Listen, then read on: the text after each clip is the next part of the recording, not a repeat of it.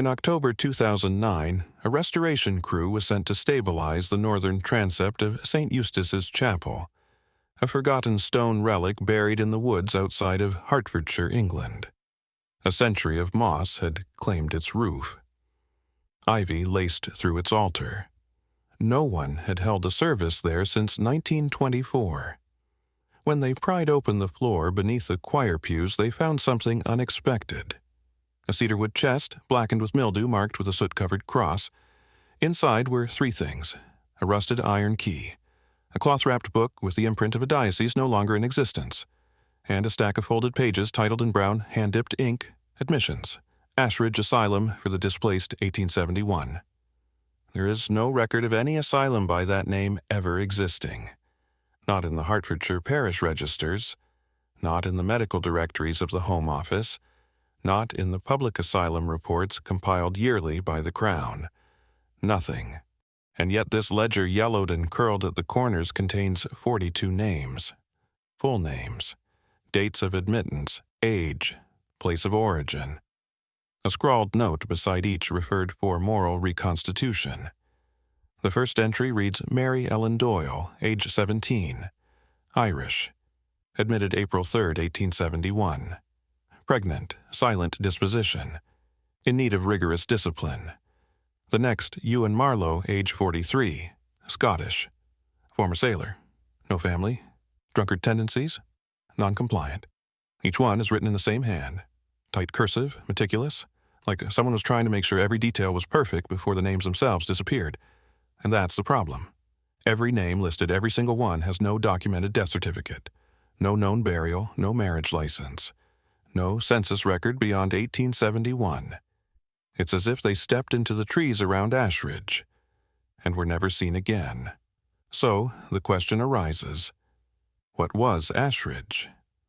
In 1871, England was facing a quiet crisis of population control. Industrial towns were swelling with Irish famine refugees, widows of cholera epidemics, and the children of laborers too poor to claim parish care. The Poor Law of 1834 had failed them. Workhouses were overflowing. Parishes began outsourcing their undesirables to unregulated moral refuges. Ashridge was never listed among them, but letters found tucked between the ledger pages suggest otherwise. One, dated May 1872, unsigned, reads, "The Reverend says we must not speak of the newcomers. They do not belong to the church nor to any state register.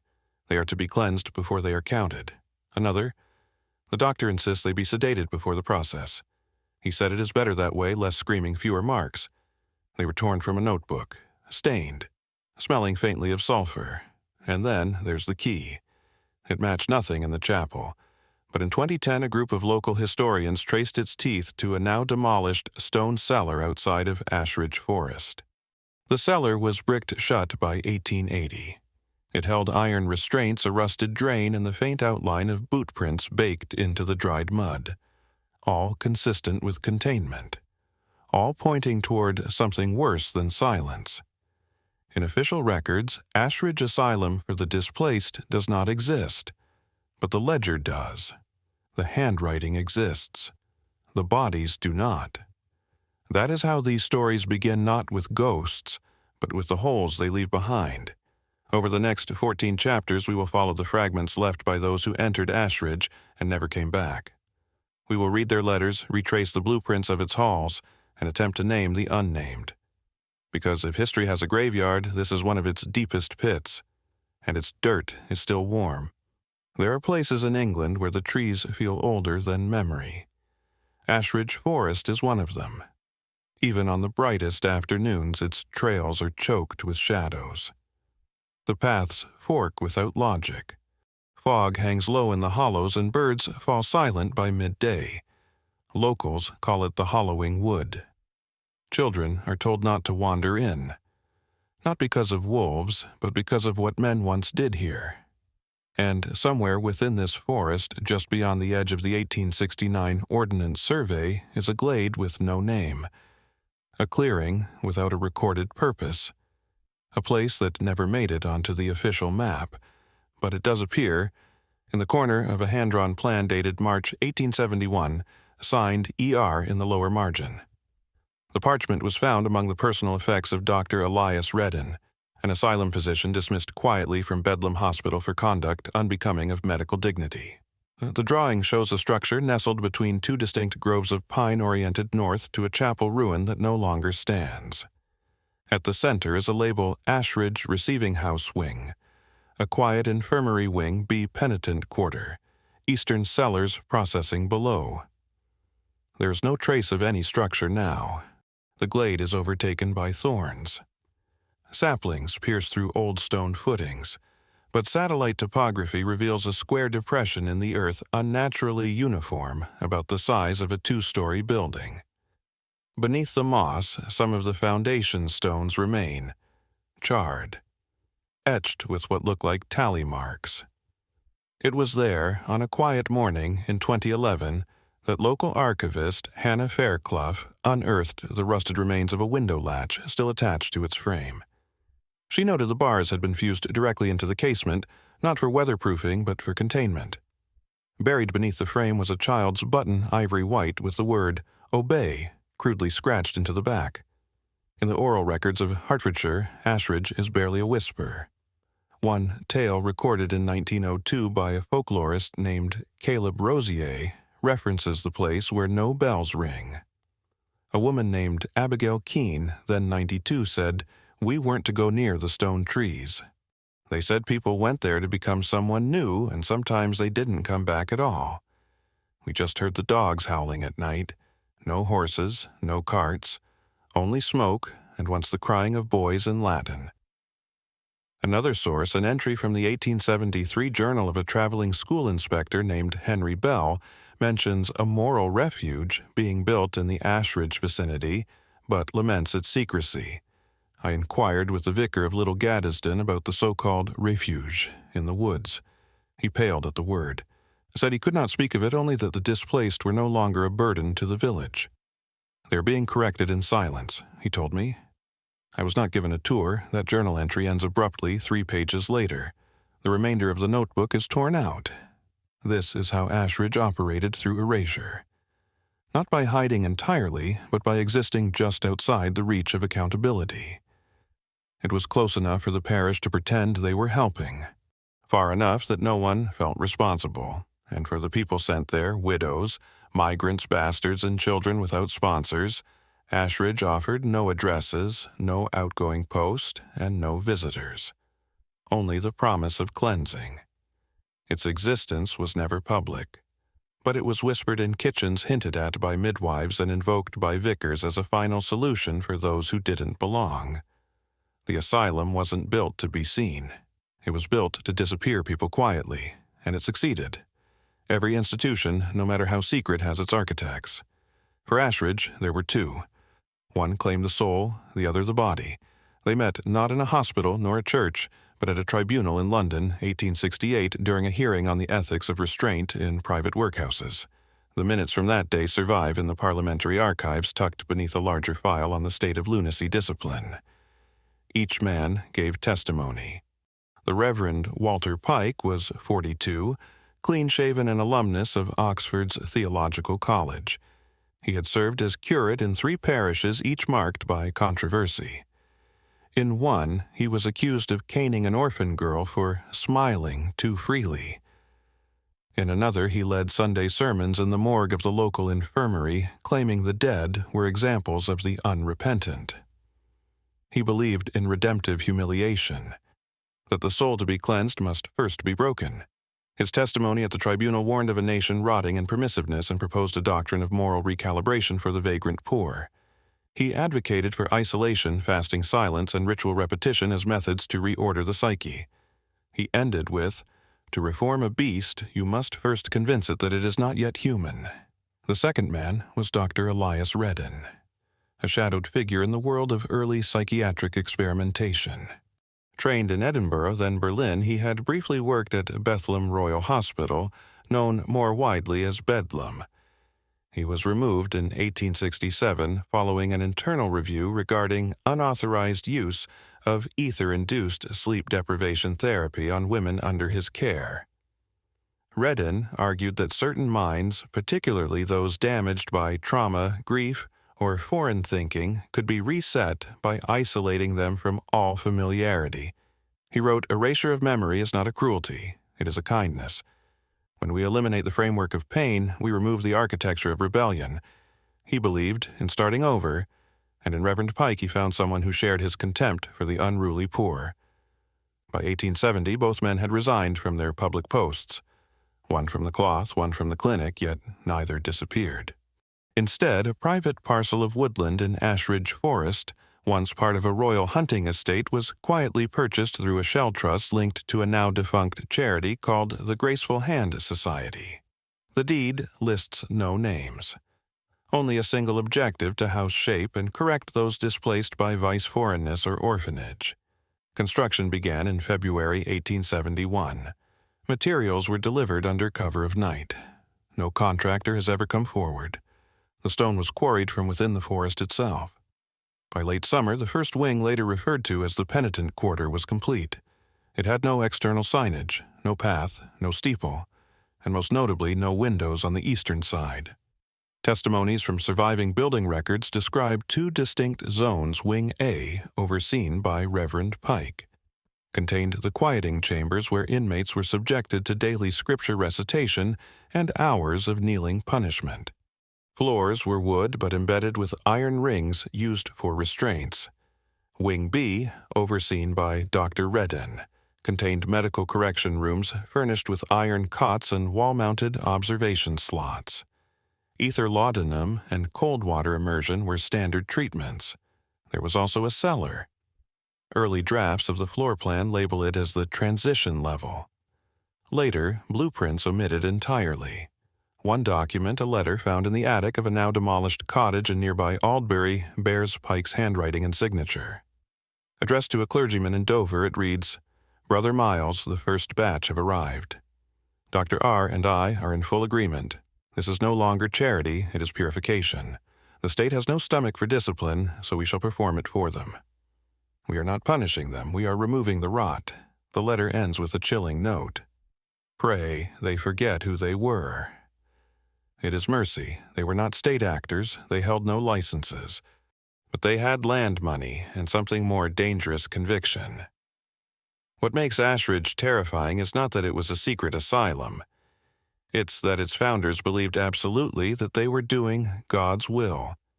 And in the history of human cruelty, there is nothing more efficient than men who believe they are cleansing others for their own good. Ashridge was never a mistake. It was designed brick by brick, cell by cell, to make people vanish from the inside out. The ledger begins without ceremony.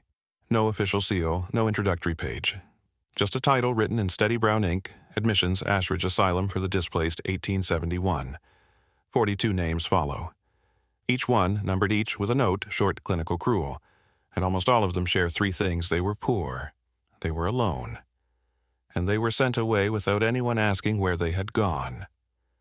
Entry No. 01. Mary Ellen Doyle. Age 17. Irish, unwed, pregnant. Referred by parish rector. Silent disposition. In need of rigorous discipline. Mary's name appears again months later on the back of a torn note found with the ledger "Does not speak." Smiles in sleep. Teeth marks on wrists. Reverend says it is the devil leaving her body. There is no record of her death. No birth record for the child. No census listing beyond 1871. Entry No. 06, Thomas Ainsley, age 12. Anglo-Bengali, illegitimate, product of colonial station. Stolebred, cautioned by constable, parish unable to place, 12 years old. Later notations say Thomas was subjected to cleansing immersion, a euphemism used by Redden for cold submersion therapy. His file ends with 2 words, "No improvement." Entry No. 11, Mrs. Margaret Hill, age 38. Widow, chronic melancholy. Repeated weeping in church believed to spread grief. A local priest in a private letter called her an anchor of sorrow. She was admitted under recommendation from a vicar who found her spiritually unfit to raise her children. Her 3 sons were distributed to separate workhouses. Margaret's entry includes one addition in faint, shaky ink, tried to sing. Restrained. Each entry cuts in its own way. Some are women discarded for bearing the wrong child. Some are men broken by war labor or drink. A few are children who simply had no one to say they are mine. Entry No. 19, Isaac Green. Age 51. Former chimney sweep, has seizures. Described as possessed by local nurse. Refused parish shelter. Green's condition was almost certainly epilepsy, but the term possessed gave Reverend Pike permission to perform a ritual known as the Binding Psalm, a 3-hour forced recitation while kneeling with arms bound. Dr. Redden noted in his private papers subject bled from tongue during final hour. Lost coherence, declared cleansed. There is no known death certificate for Isaac Green. Only an invoice found in the back of the Graceful Hand's financial records charging 6 shillings for cloth disposal April 1871. Entry No. 27. Clara Lewis. Age 14. Deaf, picked up wandering near train yard. No family, no language, considered vacant. Her final note reads, "Smiles during prayer." Not suitable for reintegration. The cruelty wasn't just in what was done. It was in how easily these lives were erased.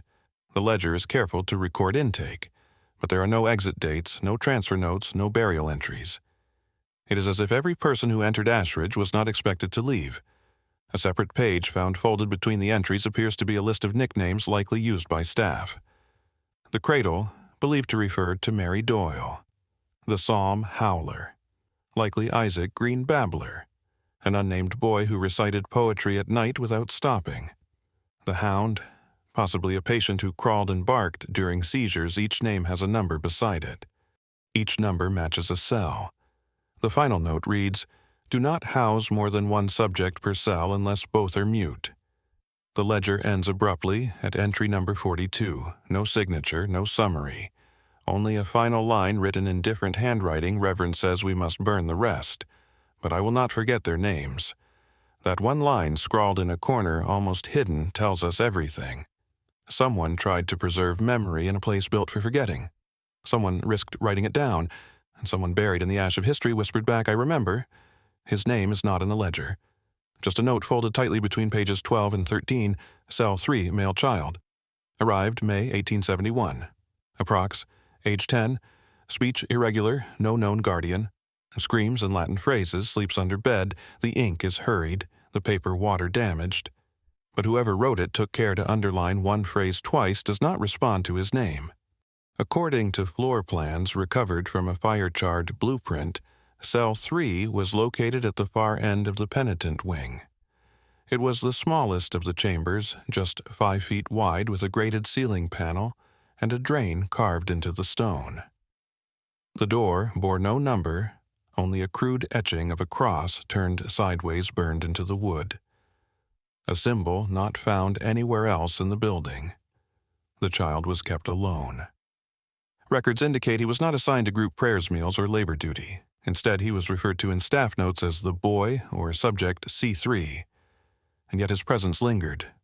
A private letter from one of the laundresses found buried in the back wall of the washing room reads, "He does not cry like others. He hums, tuneless. At night, I hear it through the pipes, a humming with no melody, like a kettle that never boils." Another staff note adds, "Subject C3 draws on the walls using ash and blood. Symbols resemble no known alphabet. Must be monitored when nails grow long." Dr. Redden wrote only one formal report on the child. Dated June 12, 1871, it states subject C3 presents symptoms of fractured identity or prelinguistic psychosis. Refuses verbal directives. Attempts self-burial under straw bedding. Screamed when exposed to mirror. Administered ether. No response. Will continue observation. He concludes with a line in Latin, "Non reliquit umbram suam." He has not left his shadow. Why did the child scream in Latin? No one knows. Some speculated he had once been under the care of monks. Others whispered darker theories that he had never learned Latin but remembered it from something before. The chapel above Ashridge Forest, as it turns out, was once part of a monastic penitence order in the 14th century, long before it fell into ruin. But no records tie that order to the asylum. No official bridge exists. Only one thing links them. A scrap of cloth recovered from Cell 3's wall. A torn piece of curtain linen.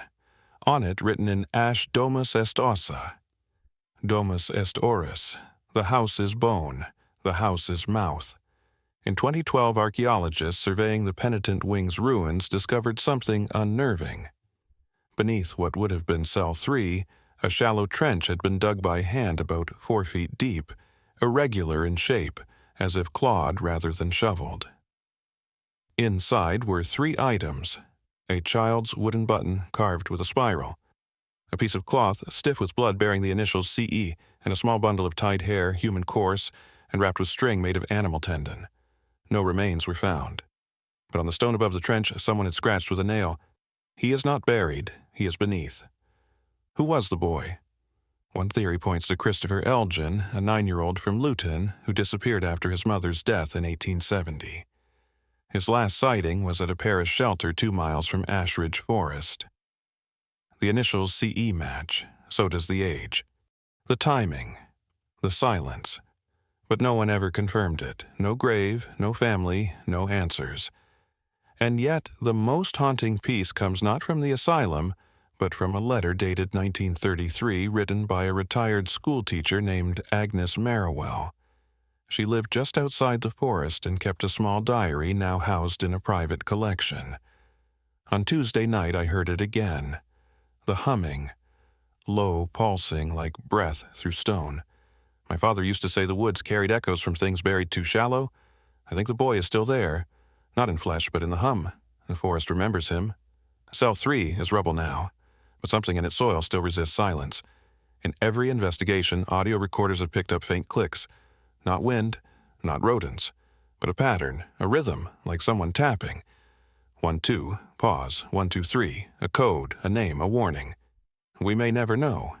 But what is certain is this Ashridge did not just silence the displaced. It gave them new forms of language, raw, painful, untranslatable. And some still echo. Her name was Edith Merriweather. Born 1854. Admitted 1871. Released illegally in 1882. Lived the remainder of her life in a coastal village near Dover, never speaking of Ashridge until the final year of her life. Her story was nearly lost, had it not been for a young nurse named June Halbrook assigned to her care in the summer of 1931. June, then 24, kept a meticulous diary typical of trainee nurses in the old Royal East Kent Sanatorium. She never expected it to hold a confession of historical significance. The entry dated August 9, 1931, reads, Patient E.M. began speaking in her sleep again. Same as last week, not in dreams, but in sequence. Numbered days, a different voice. She said, Day 21. I bit my own hand so they would not say I smiled. Then silence. June first dismissed it as senility. But as weeks passed, the fragments continued with growing clarity. Edith would speak only at night, often during thunderstorms, often with her hands balled tight beneath her pillow. And then one evening she awoke mid-recitation, locked eyes with June, and said, They tried to empty me, but some things root too deep. June asked her what she meant. Edith replied, Do you know what it means to be scrubbed from your own mouth? She claimed she had once been placed in a room without windows for 90 days, spoken to only in scripture verses, and questioned with the same phrase every morning. Are you pure yet? She was told her memories were not hers, that her past, her family, her village, her body had been misassigned by sin. Each day she was fed broth mixed with laudanum. Each night she was made to sit in a tub of water until her hands went white and her lips cracked from reciting prayers. By day 37, she began to forget her brother's name. By day 58, she forgot the color of her mother's hair. By day 75, she could no longer speak without asking permission. And then something strange happened.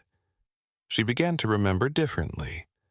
Not the real world, but Ashridge's version of it. In her mind, she lived in a house of silence where the walls whispered approval only when she did not ask questions. She dreamed of a tree inside the chapel, growing from the stone, its branches tied with ribbons made from her own clothing, June Halbrook tried to verify Edith's claims. She searched records, found nothing. No official file, no mention of her time at any known institution, except buried in the archives of the now-closed Graceful Hand Society, one faded intake form remained Edith M., age 17. Brought by cart, melancholy, insists on remembering birthdays. Rejected redirection twice. Edith died in February 1932. Her final words, as recorded by June, were, "Don't bury me in silence. Bury me in the sound of my name." She was cremated. Her ashes scattered on the cliffs of Dover. June never stopped researching. She compiled Edith's statements organized by theme: memory erasure, ritual cleansing, language control, and name theft. Her notes formed the foundation for what would later be referred to by investigators as the Ashridge Memory Rewriting Protocol, a psychological conditioning program designed not just to punish, but to replace. One of Edith's drawings, made with charcoal in her final days, shows a woman curled beneath a tree with a mouth carved into its trunk. Inside the mouth, a staircase. Beneath it, the caption, "This is where they take the voices." What makes Edith's survival remarkable is not simply that she lived, but that she refused to forget. Ashridge tried to erase her from the inside out, but something in her stubborn raw, unholy to them, held. She did not return whole, she returned haunted. But she returned. And maybe in telling her story now, we're doing what she begged for, not burying her in silence, but remembering her by name. There's no word more dangerous in the Ashridge files than this one: transition. Not burial, not removal, not even death. Transition appears 37 times in the marginalia of the Graceful Hand Society's internal reports from 1871 to 1873. Always written in the same ink. Always next to names that never appear again. Unlike the upper wings of the asylum, which were built to mimic hospitals and chapels, the transition level was never mentioned in architectural plans. Its existence was discovered only in 2009 when soil-penetrating radar scans beneath the ruins' foundations revealed a subterranean corridor with 4 branching chambers. The original staircase is gone, collapsed, burnt. But beneath what was once Wing B ground-penetrating LiDAR revealed one corridor 38 feet long. 4 rooms, none larger than 9 feet square. One circular chamber with no recorded exit. There were no windows, no ventilation. Just a central floor drain. A journal entry by Dr. Elias Redden, dated October 1871, contains one of the few direct references. Those who resist final surrender must descend. The soul does not leave through medicine, but through silence made permanent. The transition level is the womb of correction. He added, in smaller script, they hear only themselves there. And in time, not even that. It's not clear who worked the transition level. No personnel records list attendance. No names are recorded for those admitted. Only initials, and always in groups of 3, JFR, TMAC, TEWL, T, each arrow marked transition. Each followed by a slash, then nothing. Archaeologists exploring the ruined site in 2015 found the entrance bricked over its arch carved with a 7-pointed star, a symbol not found anywhere else in Ashridge or the Graceful Hand Society's literature. But one local legend from the 1890s mentions it. A blacksmith's son from Berkhamsted wrote in a diary, "They say in the old forest there's a place where stars were carved into the floor, and only the quiet could walk there. Anyone who spoke before the 7th step was lost." The symbol appears again in a single photo taken from a scorched archival box found in the attic of the last Graceful Hand vicarage. It shows a group of 5 figures standing around a stone ring. Their faces are hooded. One holds a book, another a bucket. The back of the photo reads, "Before descent the vow." Most chilling of all was the audio anomaly recorded in 2017 when a BBC documentary team visited the Ashridge ruins. During a sound check deep within the remaining subfloor chamber, one boom mic picked up a faint rhythmic sound repeating every 17 seconds. After spectral analysis, the sound resembled a human voice. Slowed down by half, it produced a 3-word phrase, "I am beneath." So, what was the purpose of the transition level? Some say it was a final stage for those who resisted indoctrination, those who refused to conform, repent, or forget. Others believe it was a chamber of silence, a sensory erasure designed to obliterate identity. But the most compelling theory came from a letter dated 1924, sent anonymously to a London newspaper investigating historical abuses in workhouses. My brother was taken to Ashridge in 1872. They told us he'd run away. Years later, I found a page in a vicar's desk, his initials EJH and a mark T. The priest said it meant he had gone through. I asked, through what he only said, through forgetting, forever. The transition level was not a floor.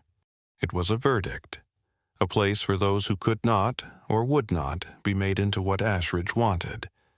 Its silence was absolute, its memory nearly lost, but the earth holds shape long after voices fade, and beneath the moss under 7 feet of compact clay and soot, the chambers still sit, waiting, not for rescue, but for recognition, because no place built for forgetting should be allowed to remain unremembered. In the southern courtyard of the Ashridge ruins, surrounded by ivy and cracked stone, there remains a single structure untouched by fire, a bronze bell, roughly 40 centimeters in height, mounted on an iron stand. There is no rope, no chain, no mechanical pull. And yet, according to 6 separate field reports between 2008 and 2019, it rings, always at night. Always between 3:04 and 3:17 a.m., never more than once. Locals call it the last bell. Old stories tell of shepherds hearing it echo through the forest in winter, of children waking with bleeding ears, of dogs whimpering at the threshold of their farms as if something had passed. Most dismissed it as superstition, a rusted relic catching wind, until the recordings. In 2011, a research student from Oxford named Mara Fielding set up an acoustic sensor in the southern courtyard, intending to document owl patterns. What she captured instead was a low resonant clang at precisely 3:11 a.m. Spectrogram analysis showed that the sound wave carried no overtones, no echoes, no wind interference. A clean strike. But when she visited the site the next morning, the clapper was missing. Inside the bell's hollow, only dust. No mechanism, no wire, no sign of impact, and yet the recording was clear. 1 toll, low, final. The bell is not mentioned in the original blueprints of Ashridge, but it does appear in a single photograph taken in 1873 by a visiting Quaker observer. In the corner of the image just beyond the west wall of the penitent wing stands the bell, mounted on a small stone dais. Beneath it, an inscription for those who pass unseen. When magnified, a second line becomes visible: ring once for memory, ring twice for release. Yet no survivor, no staff journal ever mentions using the bell, until one entry, a torn page from Reverend Pike's private reflections hidden within the spine of an old psalter recovered in 1949. The bell tolls not for penance, but to mark the point of no return. We placed it in the garden so the soil might remember them. He added, those who descend may still knock upon the silence. Let the bell answer once before the forgetting is complete. Several field researchers have attempted to recreate the sound. None succeeded. Hammers, wood mallets, weighted pendulums. The bell does not respond to force. It is silent to the living. Except once on October 2, 2016, when a volunteer named Felix Grant, age 29, went missing during an overnight survey. The group found his belongings near the base of the bell, all cameras intact, audio recorders still running. His last recorded words, "It's not rusted. It's warm." At 3:12 a.m., the bell rang. Felix was never found. Later that year, infrared scans revealed something buried beneath the bell platform. Excavation was denied. The land was declared historically sacred ground under a private trust, its owners undisclosed. But leaked images from the initial ground survey show a shape consistent with the sealed trapdoor made of cast iron bolted from below, and, etched into its center, a 7-pointed star. What was the bell's purpose? Was it meant to signal the outside world, or was it a final rite? A mournful punctuation mark on lives stripped of meaning. One theory recorded in a 1938 interview with a former groundskeeper's son suggests the bell was rung internally only by those granted final passage, a final mercy, or a final humiliation. They said the ones who lost their names were allowed to ring it, not with their hands. With the sound they made when they stopped breathing, the bell remains to this day, untouched, unstolen. Too heavy to move, too quiet to explain. But some say if you stand in front of it alone long after midnight and whisper the name of someone who disappeared within Ashridge, you may feel a pressure in the air, a vibration. And sometimes the bell answers. Not for rescue, not for return, but to say I remember you still, and in a place designed to erase that might be the loudest sound of all. His name was Dr. Elias Redden, born 1832, educated at the University of Edinburgh, joined the Graceful Hand Society in 1865 under the guise of psychomoral reform. By 1870, he was the chief medical director of Ashridge Asylum.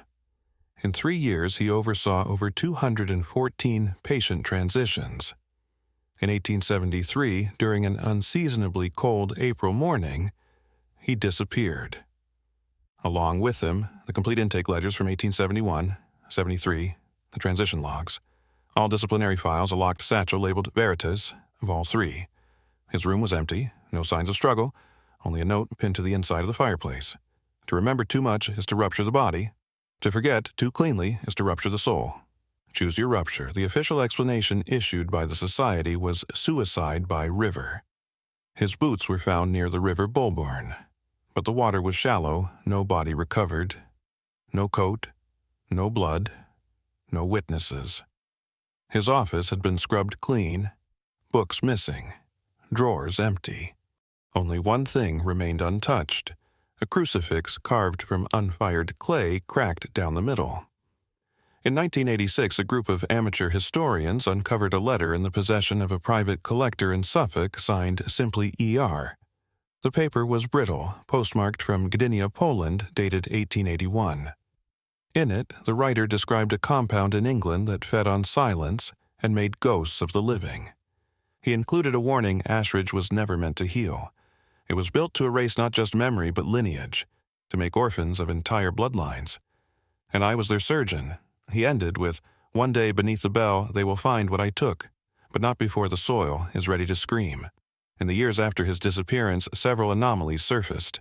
A second ledger found behind a false wall in a burned archive listed 41 names that were crossed out not discharged, not deceased, but marked retraced. A copy of Dr. Redden's handwriting discovered in a margin of a children's hymn book reading, "We took their names to make room for ours." But the paper remembers, and paper bleeds, and perhaps most disturbingly a skull unearthed in 2007 during restoration efforts beneath the chapel, inscribed on its inner surface with a single line etched with a scalpel, Redden's own. The skull was missing its jaw. One theory, largely dismissed at the time, proposed that Dr. Redden never left England, that he sealed himself somewhere within the asylum, voluntarily, to bury the evidence along with himself. In 1998, researchers using sonar mapping detected a hollow cavity beneath the transition level, a fifth chamber previously unknown. No access point found, but within the resonance pattern a single metal object echoed back a box roughly 18 SX 12 inches. Rectangular, hollow, unmoving, the dimensions of a record satchel. So why did he vanish? Was it guilt madness or a final act of obedience?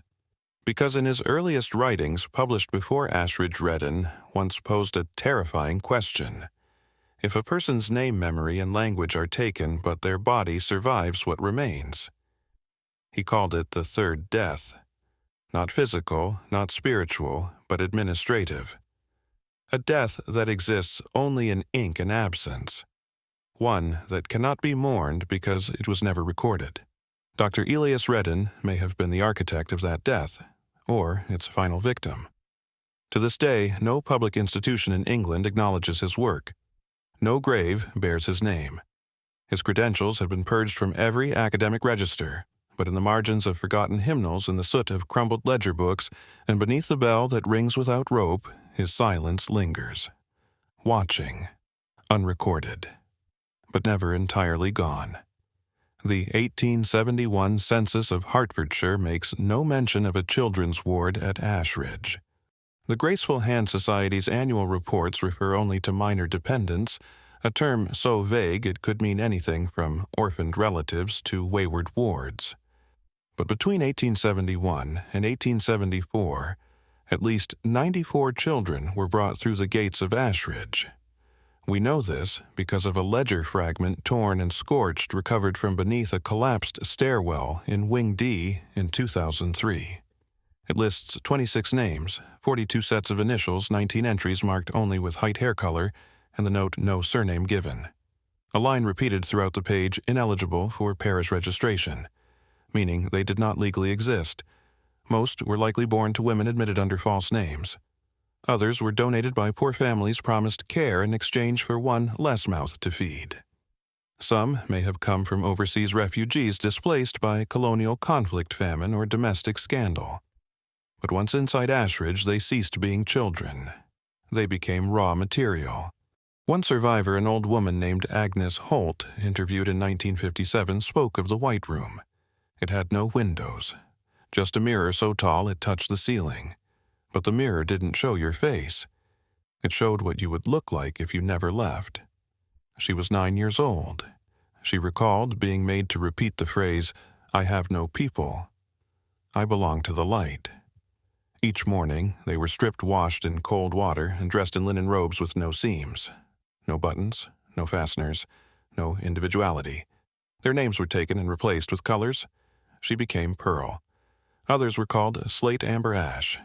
The Graceful Hand Society had long advocated for a system called redemptive reassignment, the belief that children of fallen women refugees or hereditary defect could be spiritually rewritten, given new identity through discipline and faith. But at Ashridge, this doctrine became something else. A closed report from 1872 unearthed in private archives describes a trial regimen known as the assimilation floor, an underground nursery where children were deprived of language for months. They were fed by hand, not spoken to. Any child who spoke spontaneously was reset through isolation. In 1873, a visiting inspector, Jonathan Bell, filed a sealed complaint to the bishopric. He wrote, "I found 12 children seated in silence, each facing a wall, their backs rigid, their eyes vacant. They did not blink when I entered. They did not turn when I spoke their names. The nurse accompanying me smiled and said, 'They are almost ready.' He was dismissed from his post 2 weeks later. The complaint disappeared for over a century. Of the 94 children believed to have entered Ashridge 0 appear in local death registries. Only 4 have confirmed surviving descendants, and none were formally discharged. Instead, the last reference to any child appears in a burnt corner of a map labeled Ashridge Subterranean Layout, proposed beneath one chamber handwritten Dormitorium, Puerorum discontinued. Latin, Dormitory of the Boys. Discontinued, not relocated, not repurposed, just stopped. So where did they go? Were they transitioned like the adults, or were they hidden deeper beyond even the known levels? A chilling clue may lie in a line scrawled across a child's hymnal found near the bell in 2018. If you forget your name, they won't come for you. And below it, in a shakier hand, Ashridge eats children who remember. Ashridge was not a place of second chances. It was a furnace where innocence was unlearned, where the voiceless were made more silent, where orphans were not saved but emptied. And if you walk its ruins now in the stillest part of a night, some say you can hear the soft echo of children not crying but mouthing silence as if they still live still, obey still, wait to be given names again. Her name was Fiona Elric, an amateur folklorist, former midwife, and war widow from Norfolk. In 1989, at the age of 63, she arrived in Berkhamsted with a rusted trowel, a backpack of homemade equipment, and a single obsession to find where the children were buried. Locals dismissed her as eccentric. Some whispered she was unwell, but Fiona never asked for permission, only for soil. She began in the Ashridge woods, marking tree rings and topsoil density by hand. Every night she returned to her rented cottage where she mapped her findings in ink by candlelight. After 3 months, she narrowed it to a field behind Wing D. No markers, no crosses, just a faint depression in the earth like a breath held too long. On May 14, 1990, she struck something. Not a coffin, not stone. Wooden slats arranged in a spiral, each no more than 4 inches wide, held together with tar. Beneath them, charred linen, tiny ribs. She reported the find to the county office. They sent a single clerk who logged the site, photographed the remains, and quietly classified it as undocumented 19th century refuse pit. Within 48 hours, the site was sealed. By then, Fiona had already excavated 6 more deposits, each containing remains under 4 feet in length, each wrapped, not buried, stacked neatly as if filed away. She documented 31 in total. Her journal entry: they weren't given graves, they were given corners, as if shame itself had hands. She began mailing her findings to Historical Society's newspaper's Parliament, no response. Then, on July 2nd, she received an envelope without return address. Inside, a single sheet of parchment folded 4 times. On it, handwritten, "Stop remembering what was unmade." And below it, a symbol, a 7-pointed star, drawn in dried ink the color of rust. That night, her cottage was broken into. Nothing stolen, but every page of her Ashridge journal had been cut out, her maps burned, soil samples scattered, but the bones were still in her possession. She left the next morning for London, carrying 2 cloth-wrapped bundles in her bag. She made it as far as Watford Station. Fiona Elric was found on platform 3 unconscious with signs of sudden cardiac arrest. Her belongings were intact except the bundles. Her journal was gone, her map, shoes, gloves, all untouched. Only the bones removed. She survived. But when she awoke 3 days later, she couldn't speak, not from trauma, but from surgical injury. Her larynx had been cut. Hospital records claim it was an emergency tracheostomy, but no one could produce a record of who performed it. Fiona lived another 14 years. Mute, reclusive, but not idle. She spent her final years assembling what she called her counterbook, a reverse history of Ashridge told not through records but through what had been stolen. It was found hidden behind the plaster wall of her home after her death in 2004, wrapped in wax cloth, labeled, "This is what they wouldn't let grow."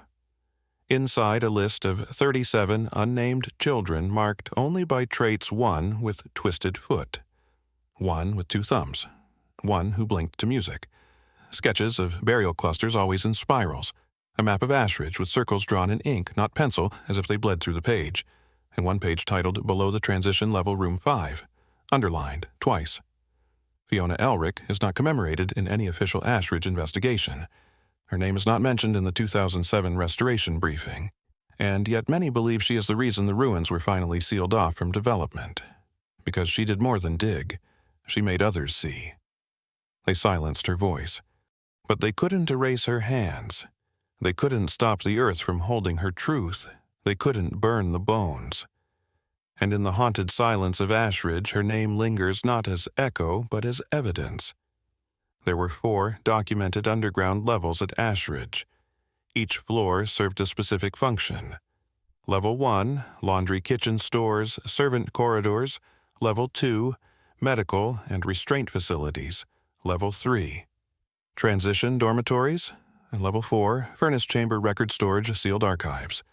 But according to multiple testimonies and 1 surviving blueprint fragment, there was a 5th space, one that no inspection ever confirmed, one never mentioned in society papers, only known by whispers and a door that didn't open from either side. They called it Room 5. It wasn't numbered in order. It had no corridor. It wasn't built. It was left behind. Like a blister under skin, a pocket of pressure the structure couldn't fully digest.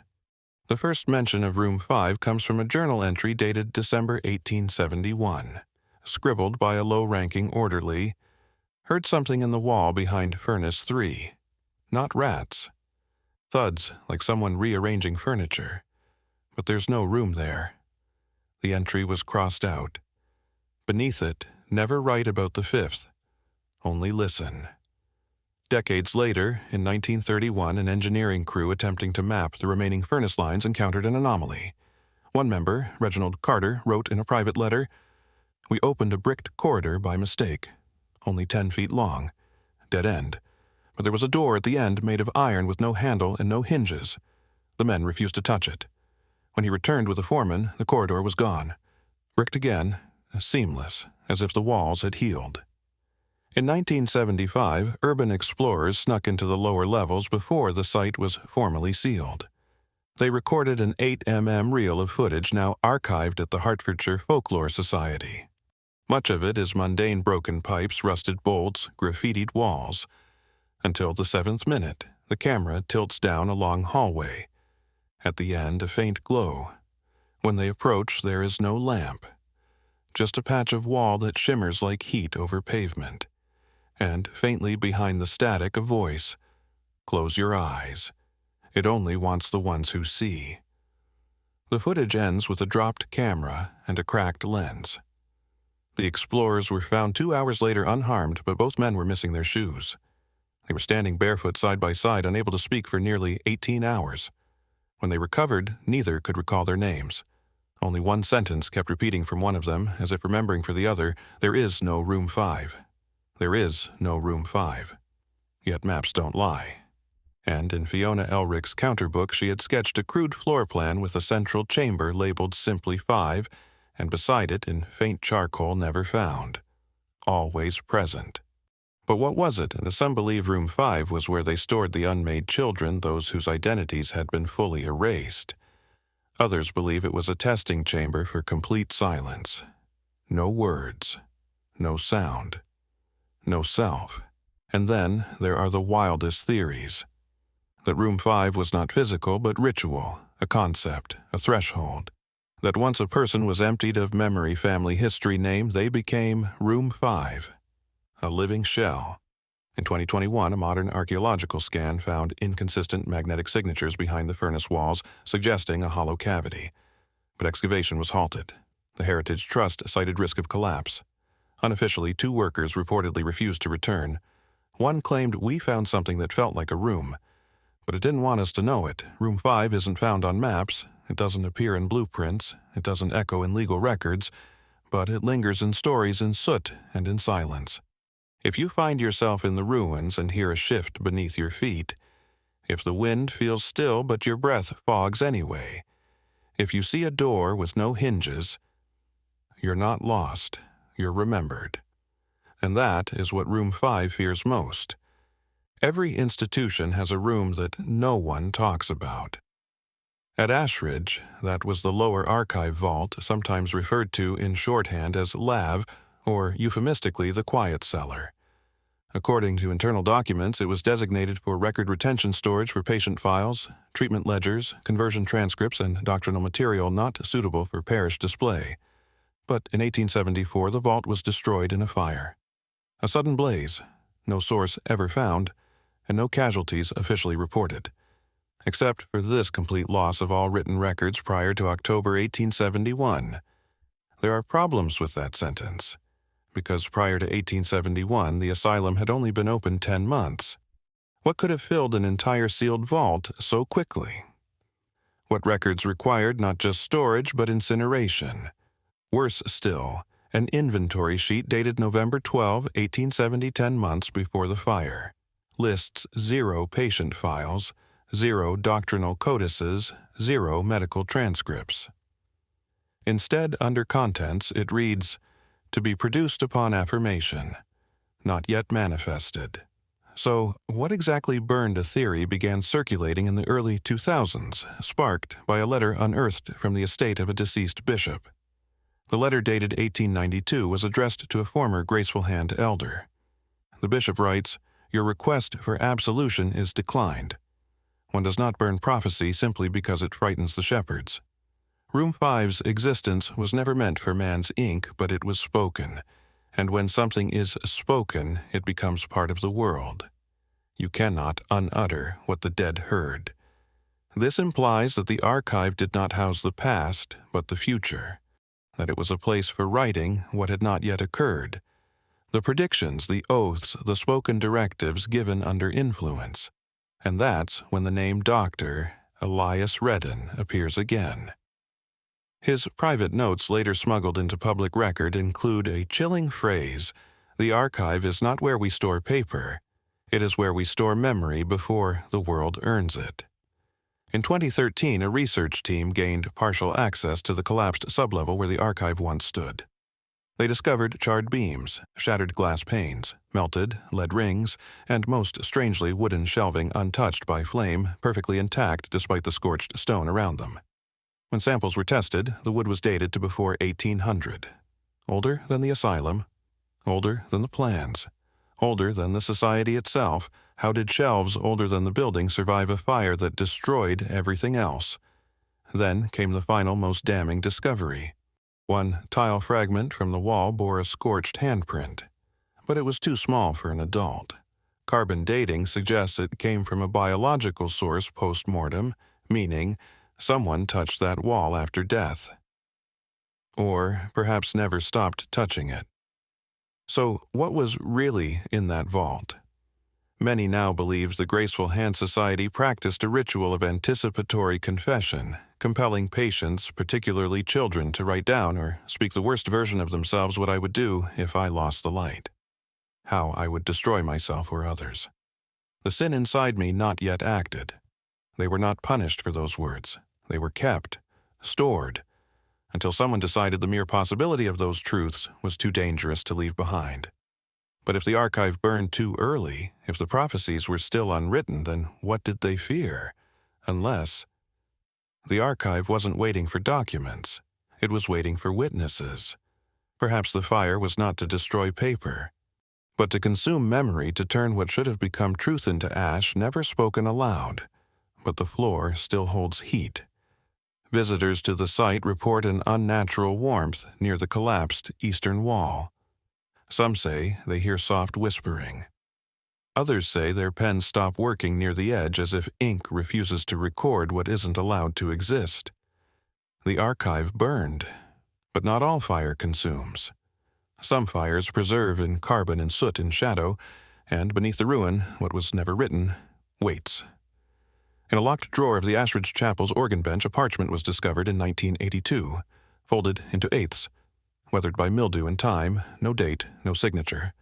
The title read, "Hymn for the Uncorrected." Beneath it, a sequence of 7 stanzas written in uneven hand. No musical notations, just words. Each verse begins the same. "We who were not light enough, we who were not clean enough, we who were not quiet enough." By the final stanza, the refrain changes, "We who are not gone enough still sing." Historians dismissed it as apocryphal. But in 1997, a former maintenance worker named Arthur Wills gave a recorded interview with the Hertfordshire Oral Archive. He claimed sometimes after locking up the chapel at dusk I'd hear voices, children, not crying, just humming, like they were finishing a song no one taught them, always from under the floorboards. Choirs were a known fixture at Ashridge. Publicly, they were paraded before the parish as the redeemed. Clean faces, pressed uniforms, singing verses written by the Graceful Hands Elder Board, always in unison, never solo. But former nurse Ruth Marell, who fled the asylum in 1875, told a different story in a secret memoir released posthumously. The choir wasn't about harmony. It was about obedience. They made them practice until their voices bled. No food until the pitch was perfect, no warmth unless their vowels matched. And if one child failed, every child was punished. And then there was the matter of Choir Room B. Not on any official blueprints, not mentioned in budgets, but repeatedly cited in the journals of Dr. Elias Redden and the Reverend Alder Room B selected for night harmonics. Vocal retention strong in B, those sent below sing longest.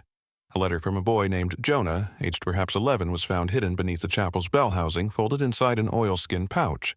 It reads, "They keep us for the last song. Not the one they hear in the hall, but the one they make us sing with no words. They say it keeps the dark pressed down. But it gets heavier. We don't sing because we're told to. We sing so we remember who we were before the quiet." The letter is signed J. In 2010, during Foundation stabilization, ground-penetrating radar uncovered a collapsed stairwell beneath the chapel's rear wing.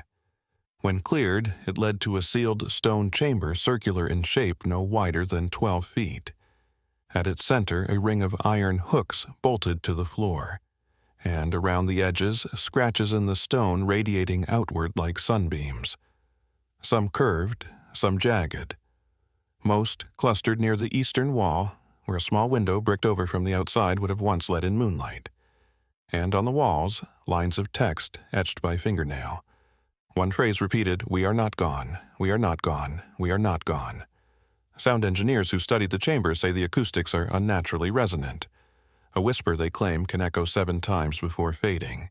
It is a room made to hold voice, or to trap it.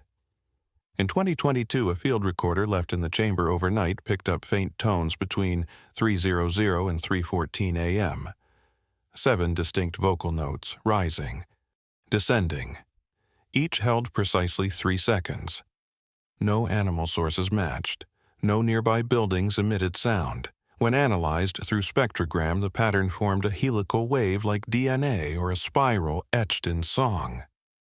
To this day, visitors sometimes report hearing that melody, not with their ears, but in their lungs as if breath itself briefly shifts pitch without consent. It passes, but not without a trace. The final choir of Ashridge is not remembered in music. It is remembered in silence that once was full, in rooms that echo when they shouldn't, in night winds that hum in 7 tones, and in those who still wake suddenly heart-pounding mouth open as if they were just about to sing. In official histories of Hertfordshire, Ashridge Asylum is never mentioned. Not in the census, not in property registries, not in medical board filings, not even in the Royal Commissions on Institutional Reform.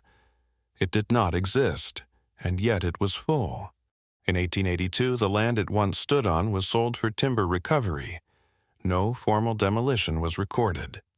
No photos survive. Only second-hand references in boundary disputes where landowners described uneven earth or smoke scents after rain, and the bones. In 1908, during the digging of a drainage trench near Ashridge's East Woods, workers unearthed a shallow burial pit. 18 skeletons, 12 of them children. None with coffins, none with names. Most bore signs of blunt trauma to the back of the skull. The rest showed evidence of spinal separation as if forced into fetal position after death. A society representative claimed they were victims of a workhouse fever outbreak from 1854, but records show no such outbreak and no nearby workhouse. After that, the earth was left alone. No more digging, no more questions. The trees were allowed to return.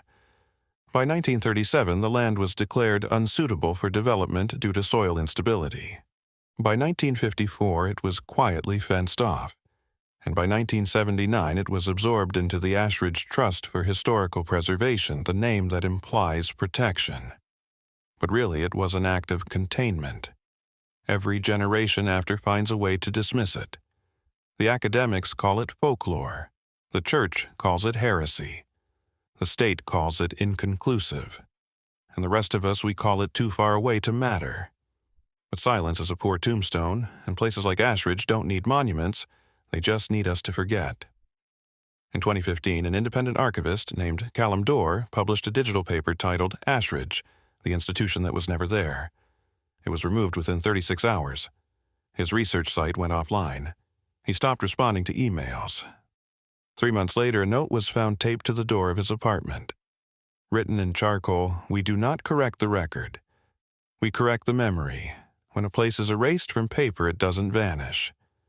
It just moves deeper into the mind, into instinct, into inherited caution. Why do some children wake screaming at the sound of distant bells? Why do certain corners of certain woods feel unwelcoming even in sunlight? Why do we flinch at the phrase obedience through mercy, though we've never been taught it? Because Ashridge is still here, not in stone, not in records, but in us. The displaced never came home. They were not rescued. They were not vindicated. Their names are not printed in gold leaf. They were folded into history's blind spot. And yet, their song, their fear, their unfinished identities survived the fire. You can hear them in the soil that won't grow grass, in the window frames that won't stay nailed shut, in the quiet places where even birds won't sing. And so, if you ever walk near Ashridge Hollow and feel something watching that cannot be seen, don't run. Don't speak. Don't ask if you're alone, because they are still remembering. And what they remember most is that we let them vanish. Ashridge will be forgotten. Not because it must, but because we have always been more afraid of the truth than the silence it takes to bury it.